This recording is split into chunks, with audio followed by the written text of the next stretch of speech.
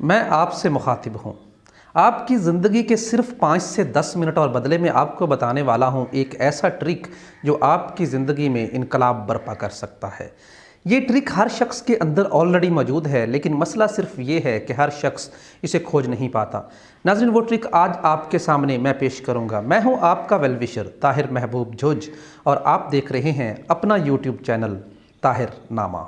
वो ट्रिक क्या है बताने से पहले थोड़ी सी तफसील बताऊंगा। वीडियो को आखिर तक लाजमी देखिए। नाजरीन, अचीवमेंट की दो काइंड्स होती हैं। There are two kinds of achievement. दो तरह की अचीवमेंट होती है। एक होती है सिर्फ अचीवमेंट और दूसरी होती है बड़ी अचीवमेंट। सिर्फ अचीवमेंट को हासिल करने के लिए अचीवमेंट के सेट पैटर्न पर चलना होता है, रूल्स को फॉलो करना होता है और एक काम को कंसिस्टेंट रहकर करते रहना होता है और आखिरकार वो अचीवमेंट हासिल हो जाती है और हम कहते हैं yes I am a successful person. लेकिन जब हम अपने आसपास इर्द गिर्द देखते हैं तो हम जैसे या हमसे बेहतर हज़ारों लोग मौजूद होते हैं, लाखों लोग मौजूद होते हैं जो हम जितने कामयाब या कई दफ़ा हमसे ज़्यादा कामयाब होते हैं। उस वक्त हम हो जाते हैं ठुस। लेकिन बड़ी अचीवमेंट क्या है? बड़ी अचीवमेंट के प्रोटोकॉल्स कुछ और होते हैं। बड़ी अचीवमेंट ये है कि जब आप बड़ी अचीवमेंट हासिल कर लेते हैं और अपने आसपास देखते हैं तो कोई शख्स भी आपको ऐसा नज़र नहीं आता जो आपके पैरेलल या आपकी बराबरी का हो। आप सिर्फ एक होते हैं। Yes, you are only a one person, a winner. आप सिर्फ विनर होते हैं। आप सिर्फ एक होते हैं। किसी भी कंट्री का इलेक्टेड प्राइम मिनिस्टर सिर्फ एक होता है। गूगल का सीईओ एक वक्त में सिर्फ एक होता है। गोल्ड मेडलिस्ट एक वक्त में सिर्फ एक होता है। नाज़रीन, न्यूटन सिर्फ एक है।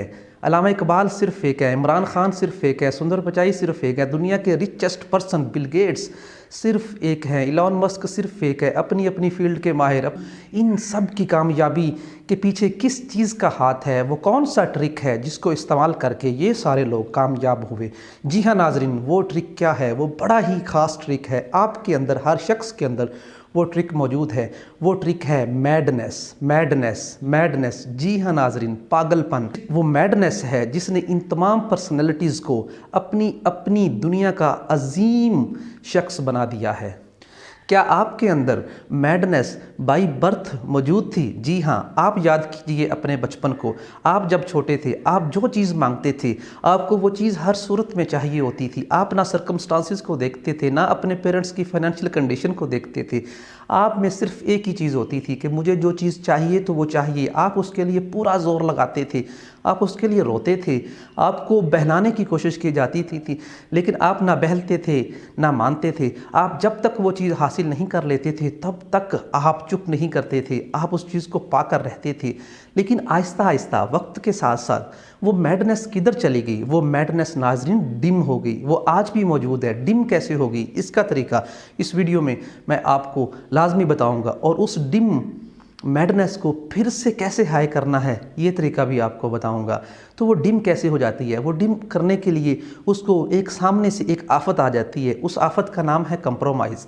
आप ज़िंदगी में कंप्रोमाइज़ करना शुरू कर देते हैं मुख्तलिफ़ चीज़ों में, अपनी रिश्तेदारियों में, अपनी सोसाइटी में, अपने रिलीजन में, अपने फ़िरके में, अपनी ज़ात में, अपनी बरादरी में। आपके लिए कई ऐसे मसले आते हैं जिसमें आपको क्या करना पड़ता है? कंप्रोमाइज़ करना पड़ता है। कंप्रोमाइज़ की वजह से आपके अंदर की मैडनेस जो है वो कम हो जाती है, वो डिम हो जाती है, जिसकी वजह से आहिस्ता आहिस्ता आप एक नॉर्मल शख्स बन जाते हैं जैसे दुनिया के सारे लोग होते हैं, मैक्सिमम लोग होते हैं। दूसरी चीज़ जो मैडनेस को ख़त्म करती है वो है हमारी अपनी ख्वाहिशात। जैसे कि मैं आपको पहले भी बता चुका कि जो हमारा दिमाग है, हमारा माइंड है, ये कंसिस्टेंट रहना पसंद नहीं करता, एक जगह पर फोकस्ड रहना पसंद नहीं करता। हमारी बॉडी की और भी कई ज़रूरियात होती हैं, हमारी और भी कई ख्वाहिशात होती हैं। उन ख्वाहिशात को पाने के लिए हम अपनी मैडनेस को कम कर देते, क्योंकि मैडनेस कभी भी किसी की विश नहीं होती। नाज़रीन, आप मुझे बताइए, क्या किसी शख्स की ये विश हो सकती है कि उसने पहाड़ को तोड़कर उसके अंदर से रास्ता बनाना है? और वो पहाड़ भी कैसे तोड़ना है? एक हथौड़े के साथ, किसी मशीन के साथ नहीं। और उसको तोड़ने के लिए कितने लोग हैं? सिर्फ एक ही शख्स है, द माउंटेन मैन। वो क्या करता है? वो कहता है मैंने पहाड़ के अंदर से रास्ता निकालना है। वो अपना हथौड़ा पकड़ता है, पहाड़ पर चला जाता है, एक ज़रब लगाता है, दूसरी ज़रब लगाता है, तीसरी ज़रब लगाता है। कई ज़रबे लगाने के बाद एक छोटा सा कंकर पहाड़ से टूटता है, वो भी उसकी पेशानी पर जाकर लगता है, जिससे उसके माथे से खून निकलना शुरू हो जाता है। आप क्या समझते हैं, जब वो शख्स पहाड़ को तोड़ने के लिए निकला होगा, क्या उसके इलाके के लोगों ने उसकी हमायत की, उसको अक्लमंद और सियाना समझा? नहीं, हर शख्स ने उसे रोका। हर शख्स ने कहा, ये पागलपन है, तुम क्या कर रहे हो? तुम अकेले शख्स एक हथौड़े के साथ पूरे पहाड़ को तोड़कर बीच में से रोड कैसे निकाल सकते हो? लेकिन वो क्या था, मैड था। उसने कहा मैं निकालूंगा। वो चला गया, पूरे गांव के खिलाफ वो वहाँ जाता है। वो उस पहाड़ को तोड़ता रहता है, तोड़ता रहता है, तोड़ता रहता है, सारी ज़िंदगी उसको तोड़ता रहता है। बीच में कई डिस्ट्रैक्शंस भी आते। एक शख्स उसके पास आता है और कहता है कि जो पहाड़ तुम तोड़ रहे हो उसका पत्थर मुझे बेचने दो, इससे हम मशीनरी ख़रीदेंगे और उस मशीनरी की मदद से हम जल्दी पहाड़ में से रास्ता निकाल लेंगे। वो शख्स उसका पत्थर भी बेच लेता है और बाद में उसके पैसे हज़म कर जाता है। और माउंटेन मैन को लोग बताते हैं कि तुम्हारी सुनवाई दिल्ली में होगी। उसे दिल्ली का रास्ता भी पता नहीं होता। वो एक ट्रेन की पटरी पर चलता जाता है। 1 महीना लगता है वहाँ पहुँचने में, लेकिन वहाँ जाकर जिस मिनिस्टर से उसने मिलना होता है उसे मिलने भी नहीं दिया जा रहा। फिर 1 महीना लगता है उसे वापस आने में। 2 महीने सफ़र में गुजार देता है, पैदल जाता है, पैदल आता है। इतने पैसे नहीं होते कि ट्रेन में सवार हो सके। वापस आकर कहीं जब सुनवाई नहीं होती तो क्या करता है, वापस जाता है, अपने हथौड़े को पकड़ता है, फिर पहाड़ पर चढ़ जाता है, फिर पहाड़ को तोड़ना शुरू कर देता है। उस दौरान गांव में कहत आता है, सारे कहते हैं कि चलो हमारे साथ, तुम यहाँ पर भूखे मर जाओगे। लेकिन वो वहीं पर रहता है। वो पत्तों को खा खा कर गुजारा करता है। एक दिन वो लेटा होता है, उसके पाँव पर सांप डस जाता है, उसकी आंखों पर गनूदगी छाना शुरू हो जाती है। वो अपने कुल्हाड़े से अपने अंगूठे को काट के एक कपड़े से पट्टी कर लेता है और फिर वैसे का हत्ता कि वो उस पहाड़ को तोड़ कर ही दम लेता है। नाजरीन, ये क्या है? ये मैडनेस है। विराट कोहली अपनी टीम के लिए स्कोर बनाए जा रहे हैं, घर में बाप की डेड बॉडी पड़ी है। कोई भी आम इंसान, कोई भी नॉर्मल इंसान क्या करेगा? क्रिकेट को छोड़ेगा, बाप की डेड बॉडी पे जाएगा। ये जाहिरी सी बात है।